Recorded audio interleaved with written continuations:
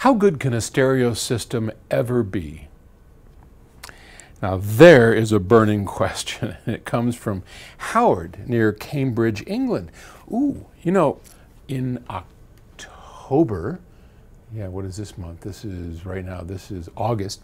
So in October, my family is going to go to Cambridge, England, and we're going to figure out how to get a tour of the facilities or the campus. That's where Isaac Newton was. I mean, I'm pretty excited about that. So we're going to go check out Cambridge and London and have a good time there. So you live in a cool place, my friend. Hey, Paul, if money was not an object, when's that? Is there a ceiling on how good you can make something sound? So, in other words, if you use the best of everything at that time on all aspects, no compromises, can you then say this is as good as it can be, or is there something you can always do to make improvements? That's always a tough question, and I'll tell you why. We are so far away from perfection that no amount of money you throw at a stereo system can possibly get as good as it could possibly get. Possibly, too many times, possibly. So I look at high-end audio, stereo reproduction, as something only in its infancy. I know we've been around since Alan Blumlein invented stereos back in the 30s, right? And now here we are nearly 100 years later.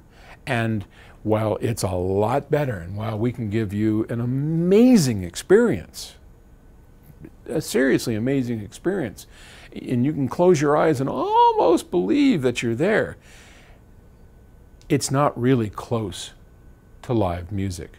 We are so far away from actually reproducing the sound of live, unamplified music in our homes that I would be hesitant to say that any amount of money right now, if you had a $650,000 pair of Wilson loudspeakers and $600,000 of the best electronics mounted into a $2 million acoustically perfect room, it still wouldn't sound like live music. Not really.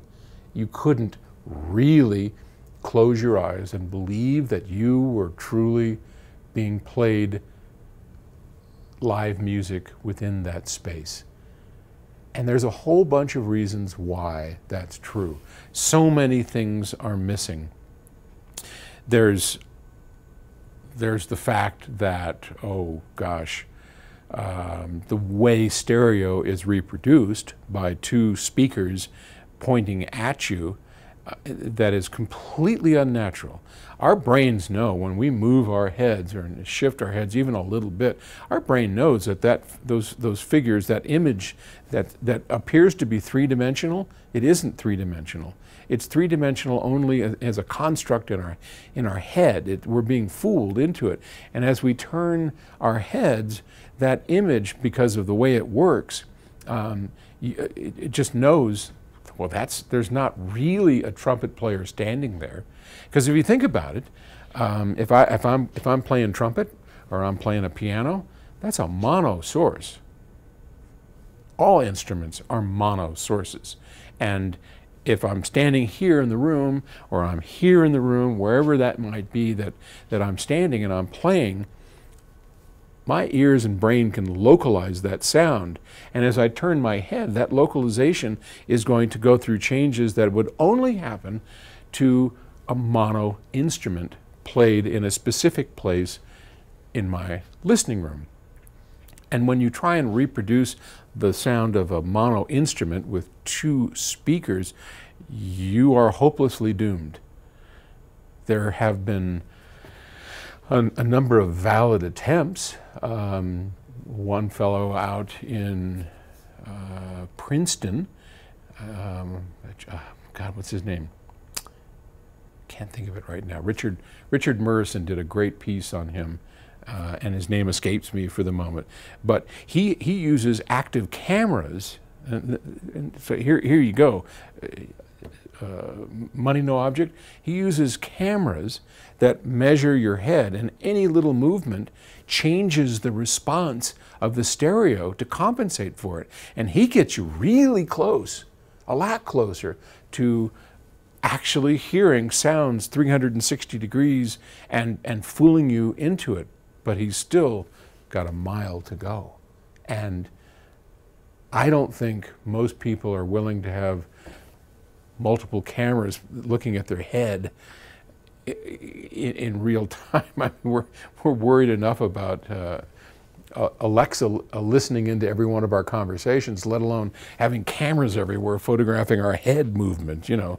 So yeah, I think someday we're going to be able to get there. I really do, but I think we are 30% there, 40% there, and no amount of money I know is going to get us there. Not right now. Give it time. Companies like PS Audio, companies that really care about the reproduction of two-channel audio in our homes, are working hard on trying to make that a reality. And we'll get there, but it won't happen overnight, and no amount of money is going to get us there right at this moment. Thanks for the question. I will talk to you tomorrow. Bye-bye.